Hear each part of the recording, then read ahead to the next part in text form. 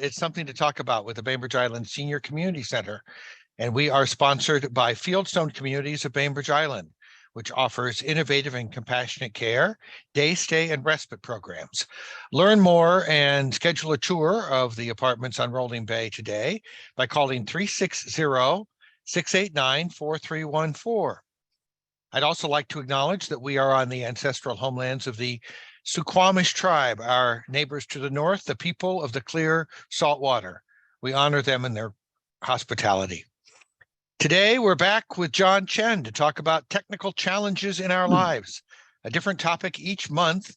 And this month, John, you're looking under the tree to see what new devices might have shown up in the last month or so. Yeah. And thanks, Reed. Thank you. Before I get started, I also want to let you guys know that the Senior Center has a series of short, quick videos that was put together by Tressa and Alex.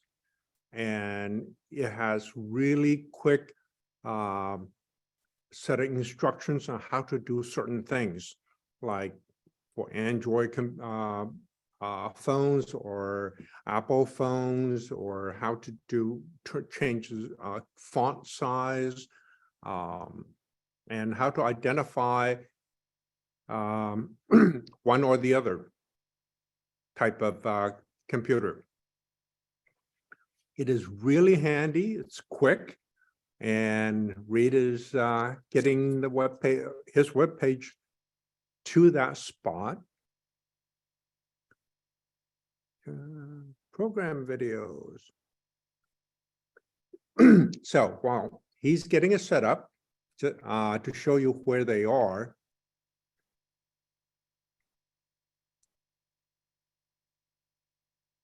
and on the bottom there, it shows how to change text size, how to determine if you have Android or Apple. It is very well done. So if you have anything that you think you might be able to, you want to try looking it up, it's right there on the website. Okay.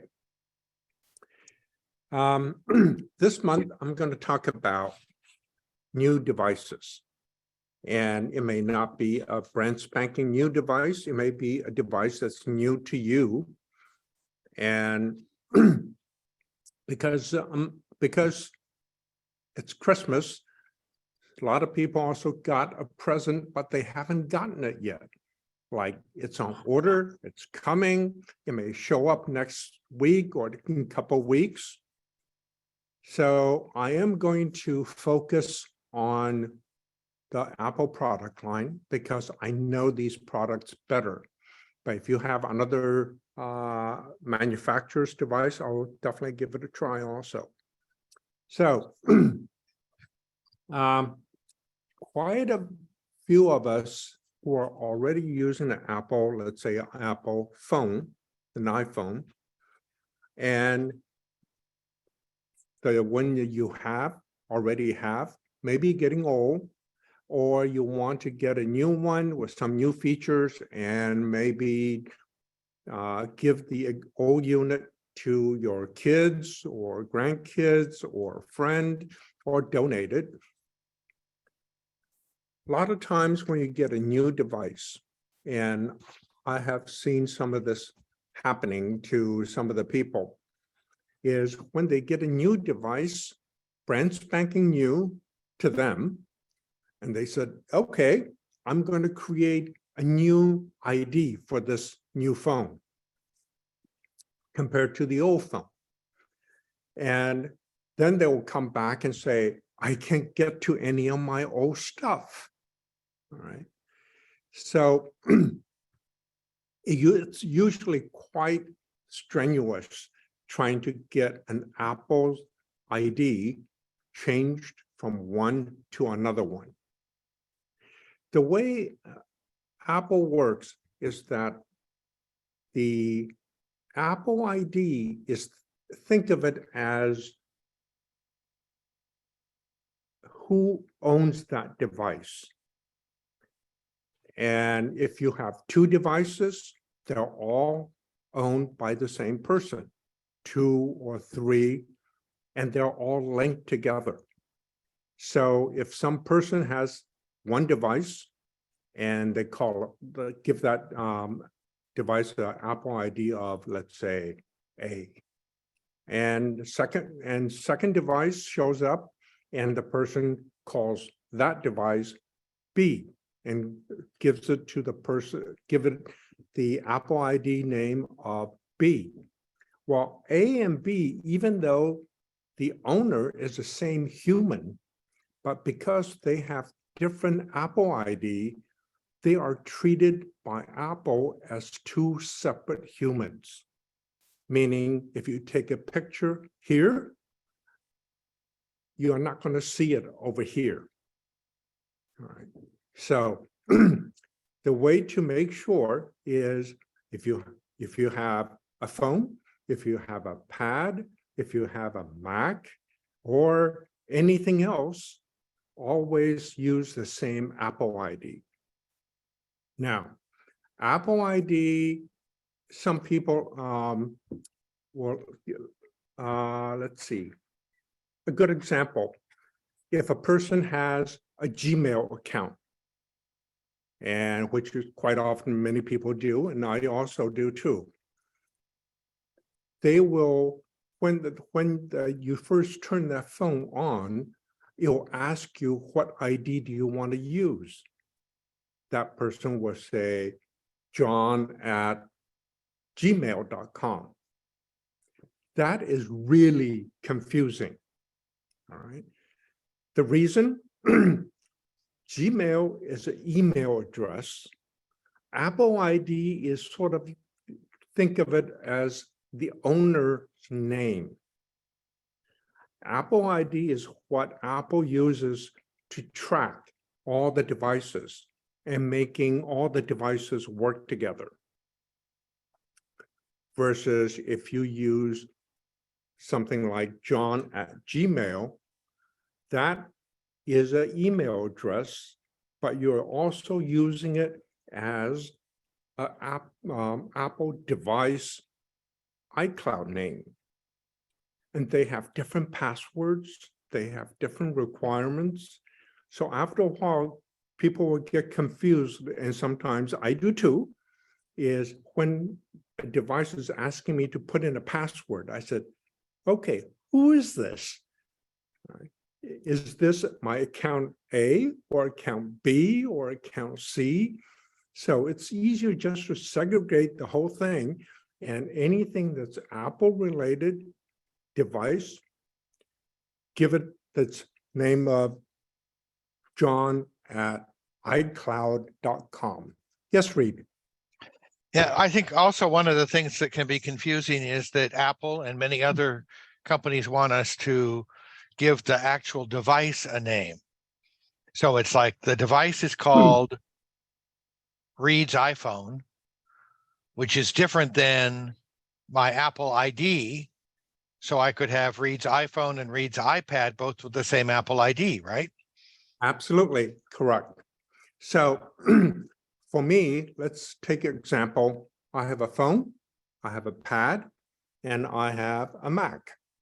And I have an ancient Mac that I use, and it's over 7 or 8 years old. And that also is a different device. Each one of these devices has a device name. So I can call it John's old Mac, or John's new Mac, or John's phone, or John's pad. And all of them, I make sure all of them uses the same Apple ID. So all of these devices are linked together. Advantage, I can pick up a phone, take a picture, and that picture will all of a sudden show up on all of my devices without me having to do anything. And if I have some, let's say I use text messaging on the phone, I'll text somebody, and all of a sudden when that somebody replies back to me, I'll see the response on every single one of my device.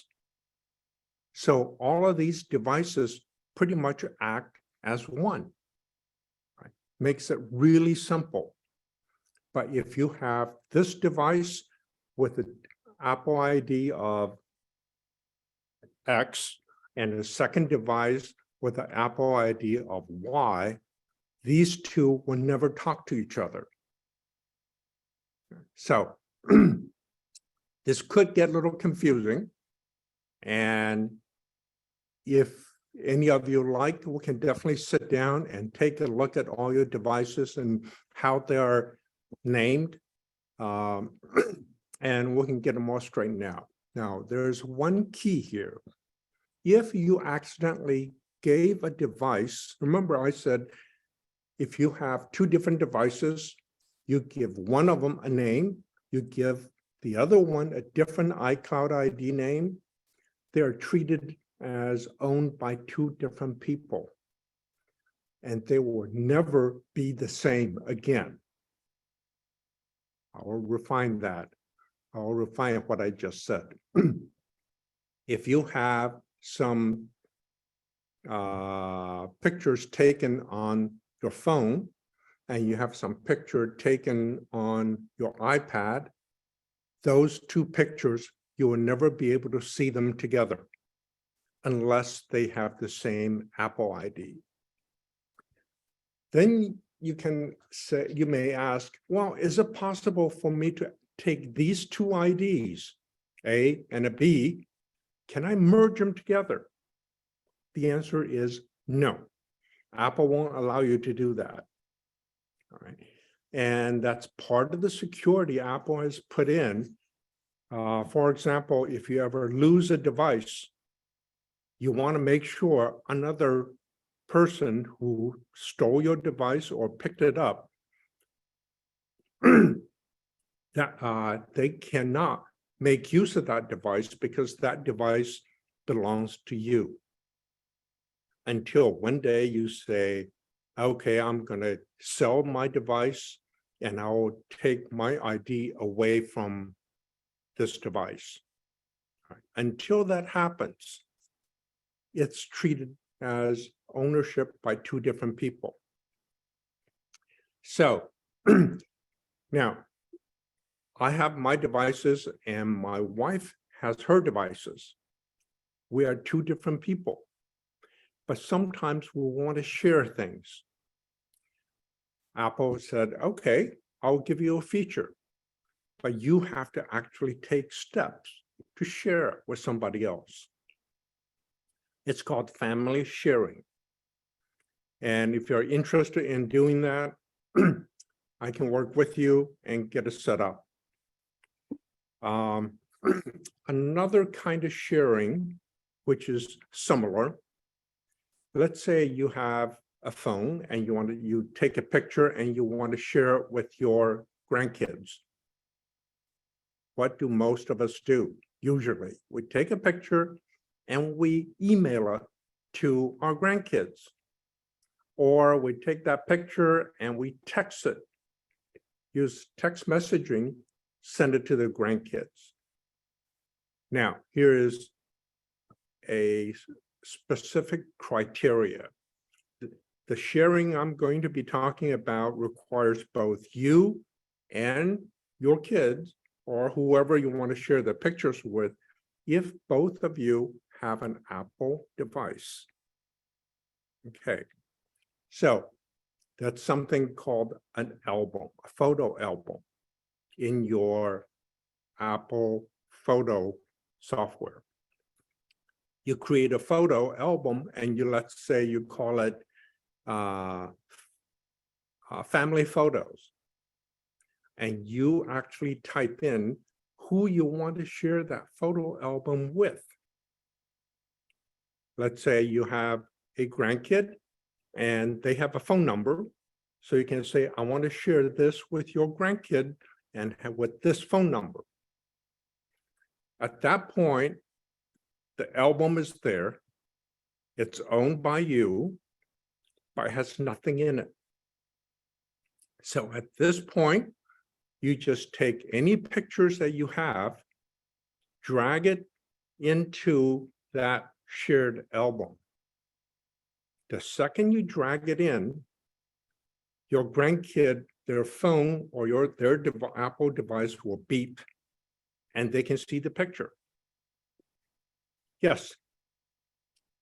I'll just jump in here because we had a question earlier about devices that aren't Apples. And I know that a lot of people do similar things using photos in Google. Yes. And if you have an Android, I think it favors Google's photo app as a way to see your albums in the cloud. And so I'm guessing you can share an album in Google Photos, much as the way you're talking about with. Absolutely. Yes. Google allows sharing between family members or friends.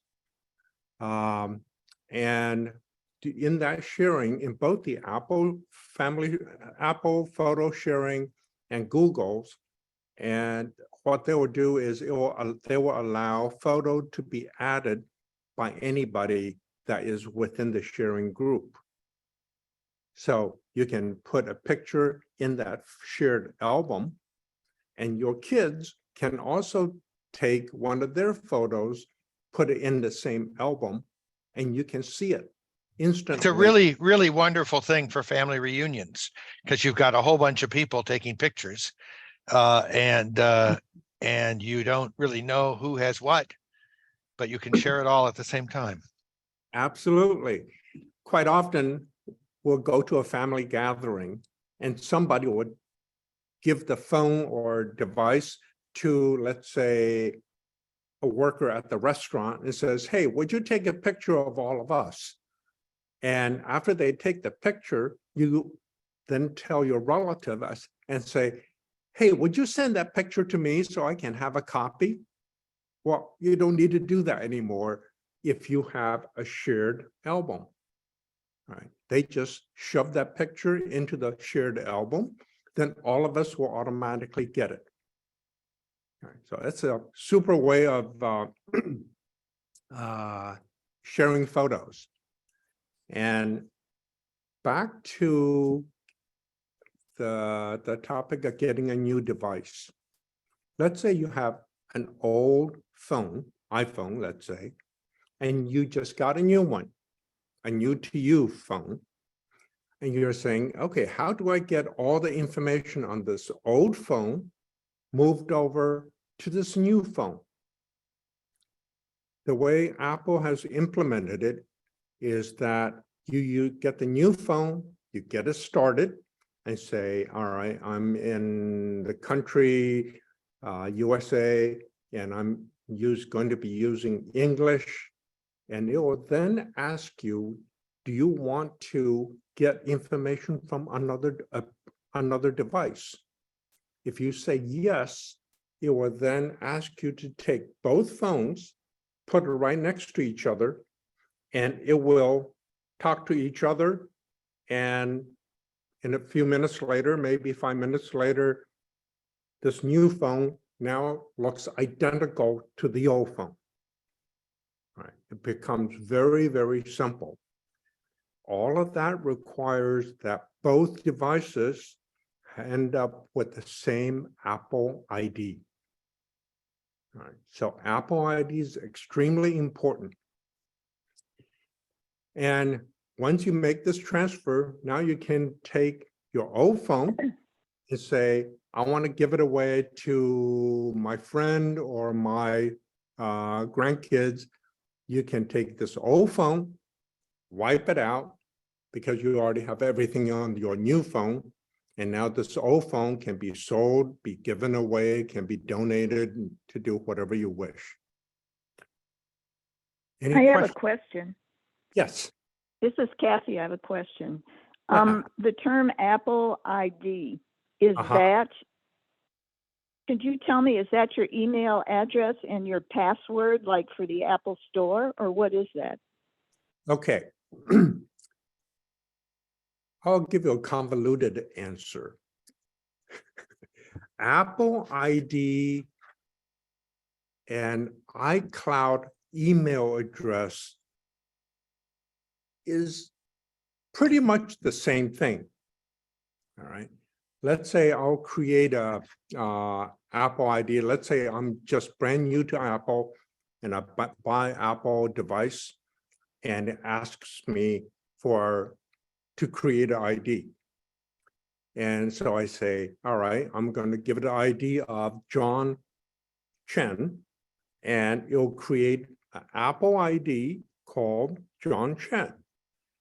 That name is also used by Apple to create an email address for me, johnchen@icloud.com. So in that case, they are identical. At the same time, you'll also give it a password. Password is also a little bit confusing because the Apple ID itself that's used for purchasing apps or music or just the key to your account, that is a password. Your device, be it a phone or a computer, that device also has to have a PIN. So when you open up your Mac or you turn on your phone, it wakes up and says, are you allowed to access this device? All right, so this device has a PIN, which is totally separate and different from the password to your account. The PIN is, think of the PIN as the key to your house, right?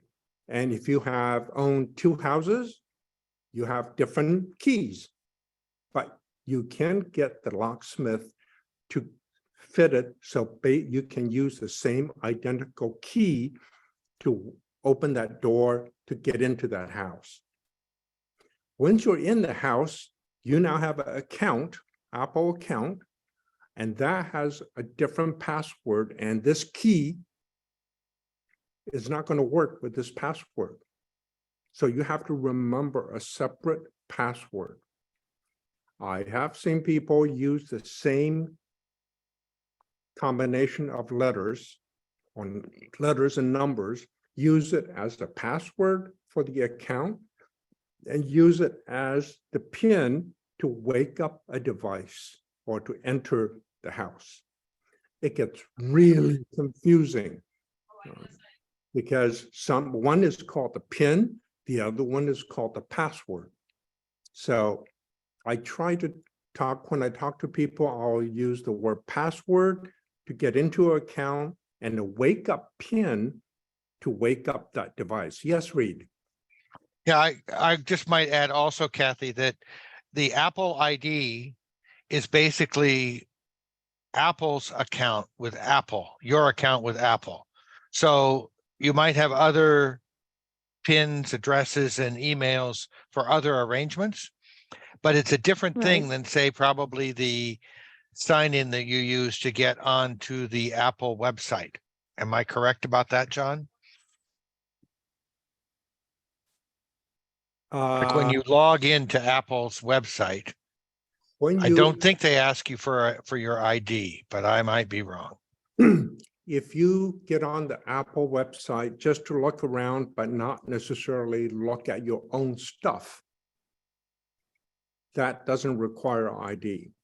But if you want to get on Apple website and look at your own stuff, like your contacts, your email, or your photos, meaning getting into your account, at that point, you need the same account password as you used on your phone or your iPad or Mac.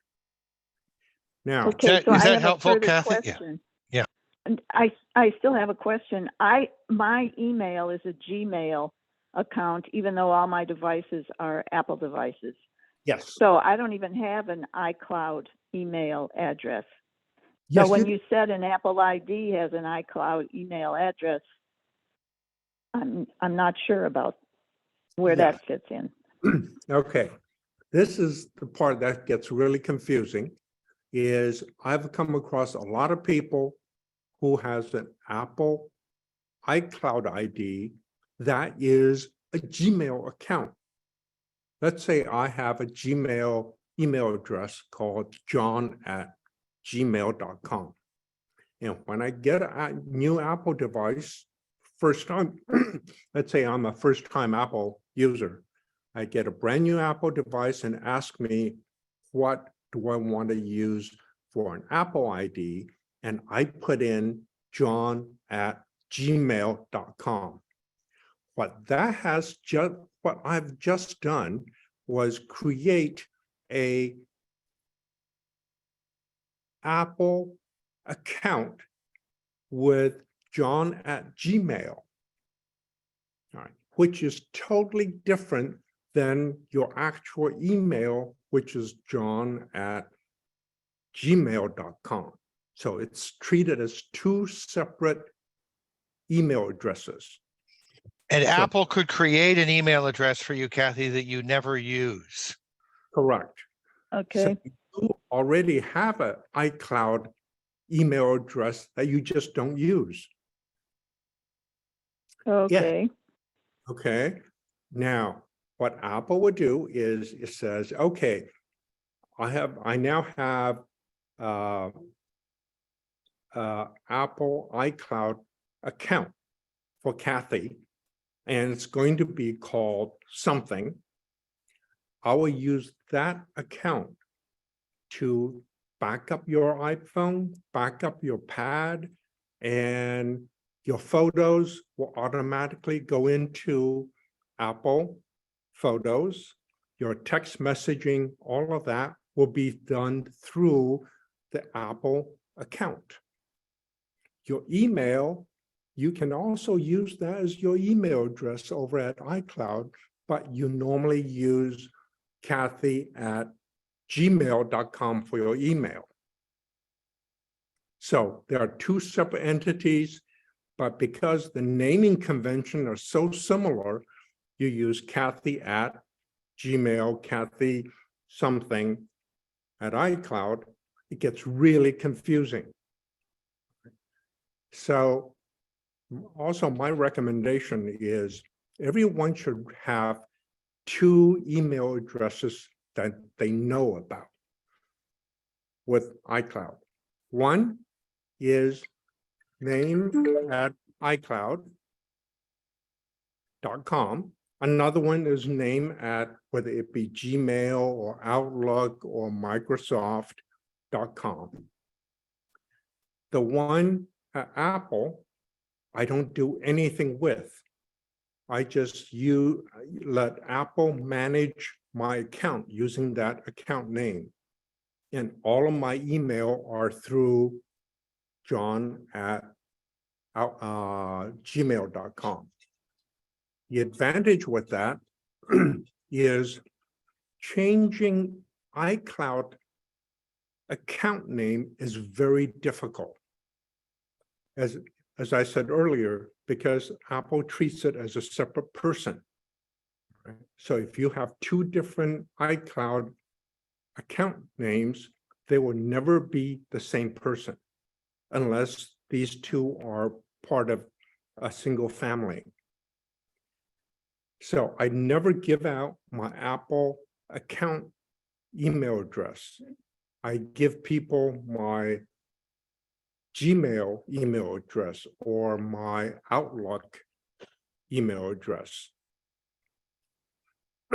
just to make sure my device doesn't get contaminated with a lot of junk mail and etc. It's much easier to change John@gmail to John2@gmail. You just have to let all of your friends know that you now have a new email address. Does that sort of explain it, Kathy? Yeah, but I'm still not sure exactly if the ID, Apple ID, is simply your iCloud email address or if there's more to it than that. It is your iCloud email address. Okay. And also remembering that every device, you end up with one iCloud email or account name. Yeah. I will see what I can find out if there's a really good way to explain the difference between Apple account ID and iCloud email address, because that has confused a lot of people. So I'll make a note.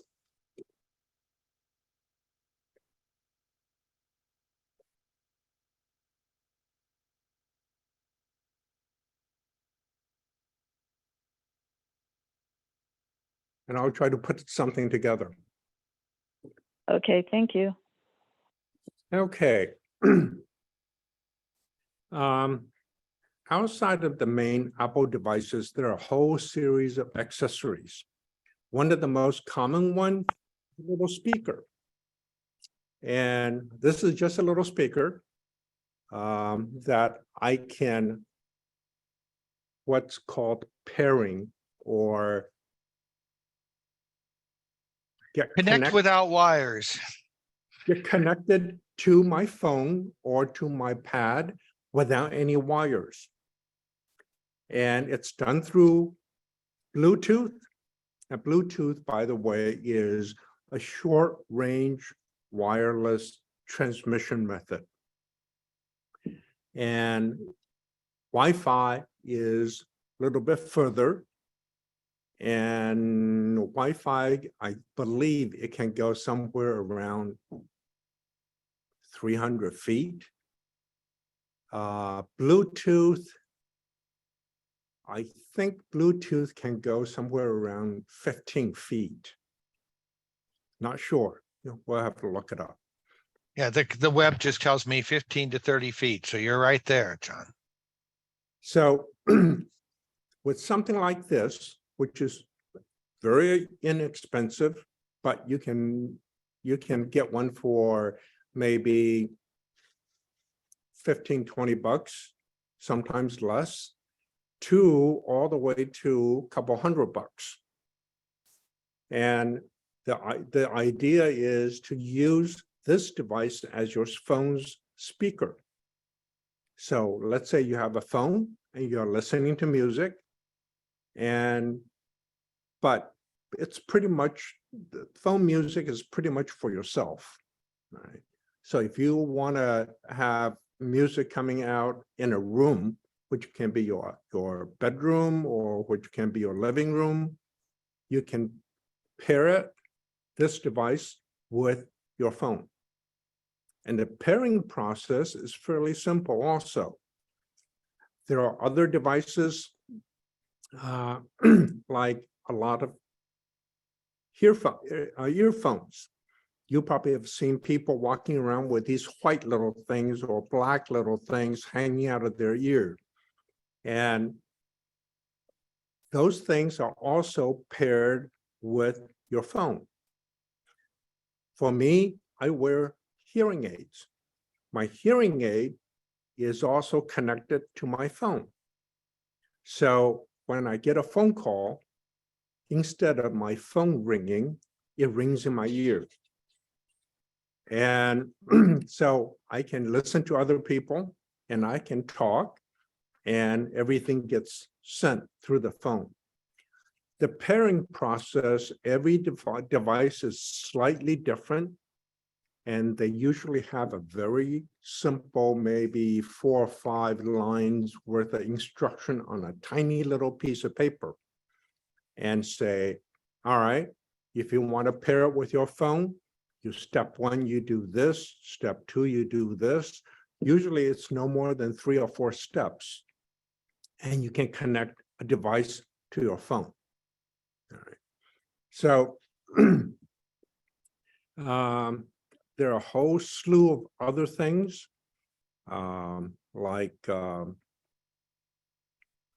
there's a new a device that came out maybe a couple years ago that is called AirTag.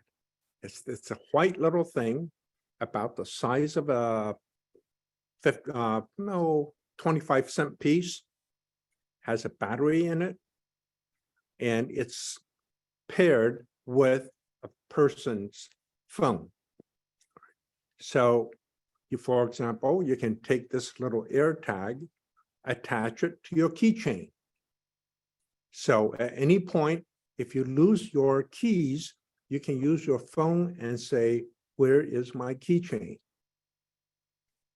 I've seen people actually taking this little AirTag and put it in their suitcase when they're traveling. And when they land at the new airport, they can take a look and they can say, oh, my suitcase is in another city. All right. Now, the way these little AirTags can tell you where it physically is, the AirTag doesn't really send a signal through the air to your phone. That little tag is sitting in an airport someplace, and people walking around it, many of them have iPhones. And so what happens is that little AirTag will send a message to that stranger's iPhone, and it will have no private information on it other than the ID of this little AirTag. And this phone will send a message to Apple and says, I just talked to a little AirTag, don't know who it belongs to, but I'm in Cincinnati Airport. All right. Apple then tells you, the owner, says you have a little AirTag and you have called it my suitcase. It is physically in Cincinnati and you are in Seattle. All right. So that is sort of a help you track different things. Now I know what to do with my lost keys. Yes. And yes, I've also seen people who have taken one of these AirTags and put it in their car or in their bicycle. So if at any point that bicycle gets stolen, it knows exactly where it is. All right. And I think the cost of these little AirTag is about $25. And you can get it, pair it with your phone, and these two now belongs to the same person. You can put this thing on your keychain, put this thing in the car, put this thing, I don't know, I heard somebody, they said, oh, I'll put it on a dog. So if in case my dog goes away someplace and gets lost, I can find where my dog is. All right. Now, it's not practical to put it on a dog because that little thing has to be able to be seen by other iPhones. A dog could run into the woods and will never see another iPhone. All right. So you just have to remember, but a suitcase would, a bicycle most likely would, your car keys most likely would. People have taken these little AirTag and stuck it in their wallet or in their purse. So if you left it in the grocery store, you can say, oh, I'm here, but my purse is sitting at Safeway. All right. So it's just a way for you to track things. Some people, bad guys,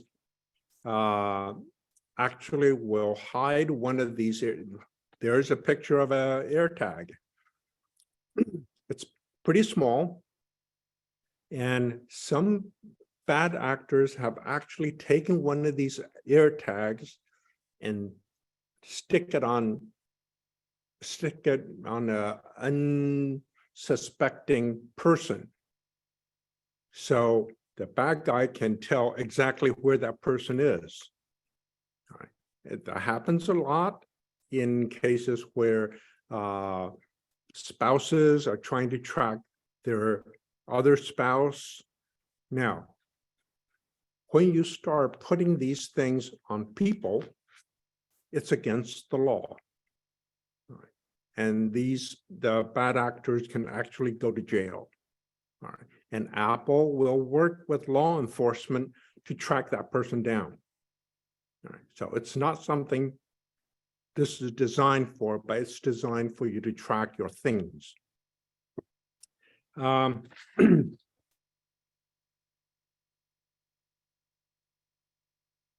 I want to talk, let's see, we've got 15 more minutes. Last, I want to talk about a certain number of things that I use often on my phone. One thing I use very often is weather. Every morning I wake up, I pick up my phone, and there's a weather app. And it's free, it's on your phone already. And you tap it, and you can say, all right, what's the weather today? And it will say, at 9 o'clock, it's gonna start raining. At 10 o'clock, it'll continue to rain. 11 o'clock, it's gonna stop and it's gonna get cloudy. And you can also look at other places. Let's say if you have a relative in Montana, you can key into Montana's city, and it will give you the weather for that city. Right. And you can have a whole slew of cities. And on my phone, I have my friend's location. We have my relative's location. So when I talk to him on the phone, I can say, oh, I see you're having snow. So I use that quite often. And I use it every morning. Another app I use often is Health. My phone is usually on my body, on my person, most of the time. And that phone will track how many steps I have taken. All right. By the way, all the apps I'm talking about are free. It comes with the Apple software. So it will know that today I have walked 5,000 steps, and it will figure out approximately how many calories you have used up. It doesn't know what you are actually eating. All right. It's not that sophisticated, but it knows how much your body's movement is using up. Right. So if you want to use it as part of your diet, that's great. Another thing Health can do is there's a section of Health which will let you track your vital statistics. So you open it up and you say, I want to, right now I'm at the doctor's office. My blood pressure is something over something. You can key that into your phone. And over time you can say, oh, my blood pressure is going up, going down. You can also keep track of your weight. And let's see, what are some of the other things that will track? If you have, in fact, there are a number of blood pressure testers that you can buy at Costco or at drugstores that will also talk to your phone. So as soon as you put on the cuff, get a blood pressure reading, that blood pressure reading will automatically be sent to your phone. It gets recorded. So when you go see a doctor, you can just open it up and show them what your blood pressure has been. So Health is another one that I often use. Another one I use is something called Find My.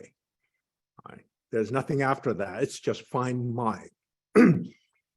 What it is, earlier when I mentioned about these AirTags, AirTag is one of the devices that is you can use Find My to find it.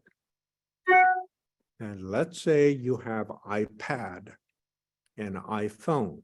You can pick up your phone and say, where's my pad?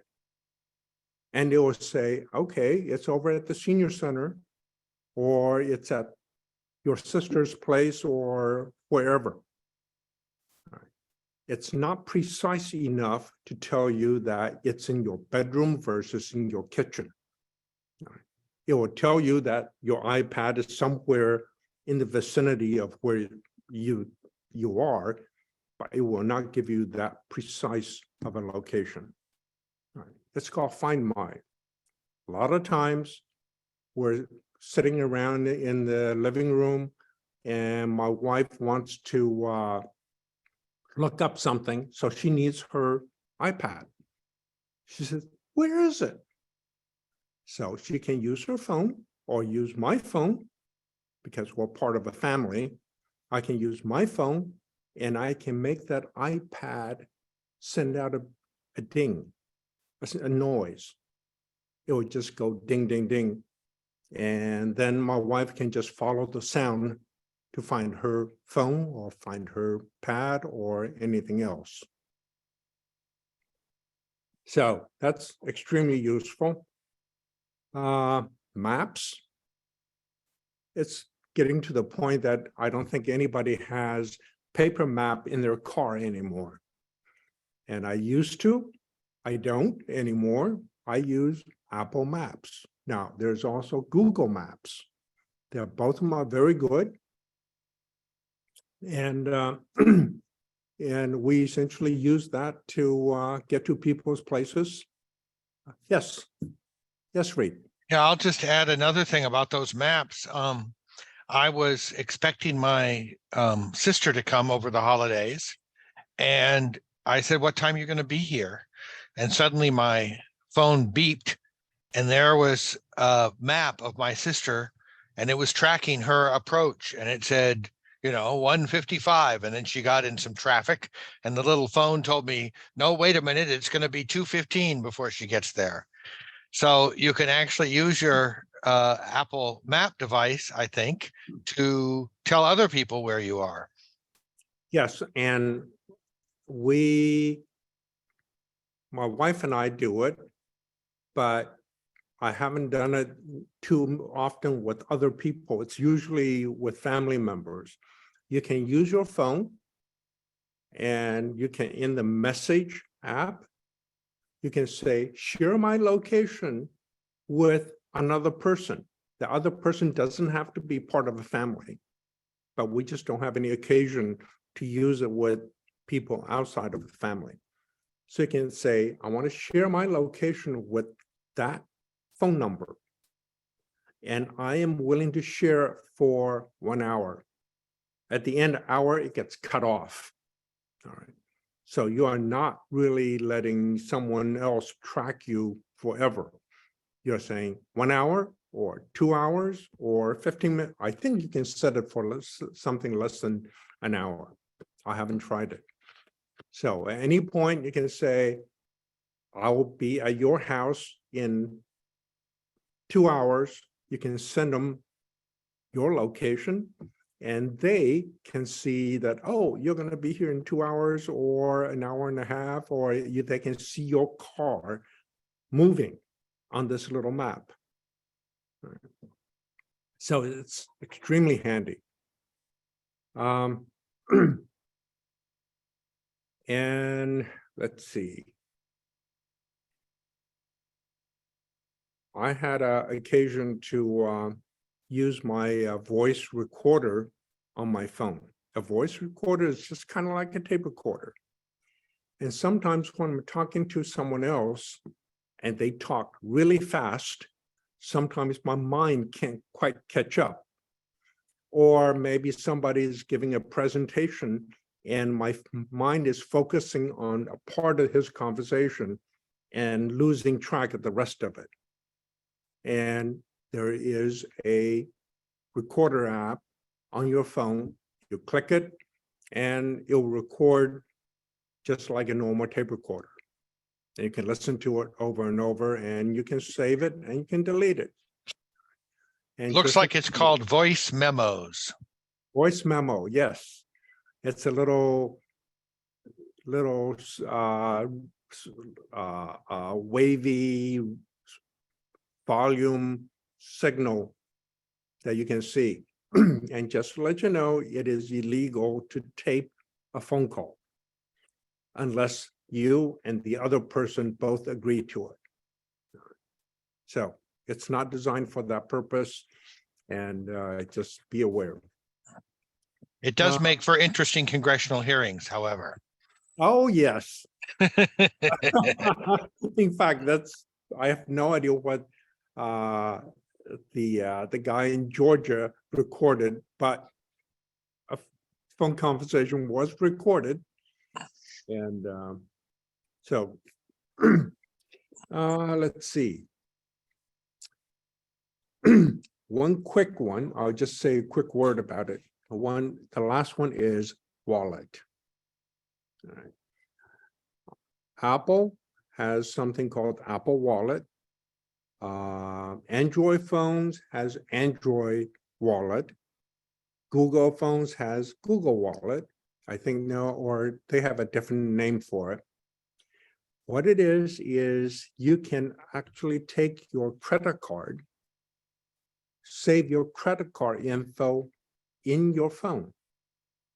So when you go to Safeway to pay for something, you just go to your phone, pick which card you want to use, and tap that little device sitting in front of the cash register.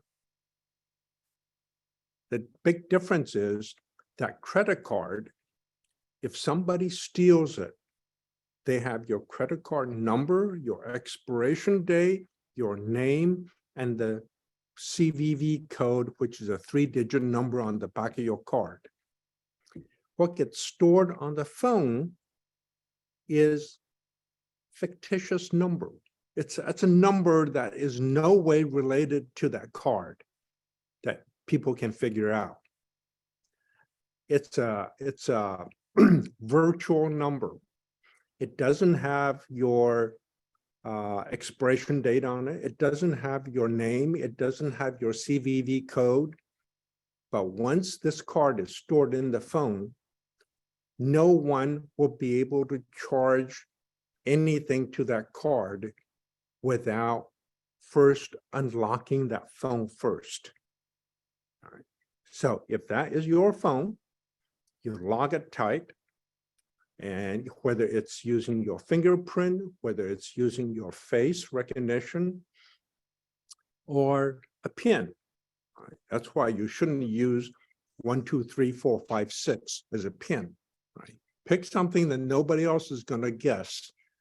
And this way, if you lose your phone, you haven't lost your credit card numbers. It is so much safer than using a plastic card. And in fact, Apple came out with a credit card a while back.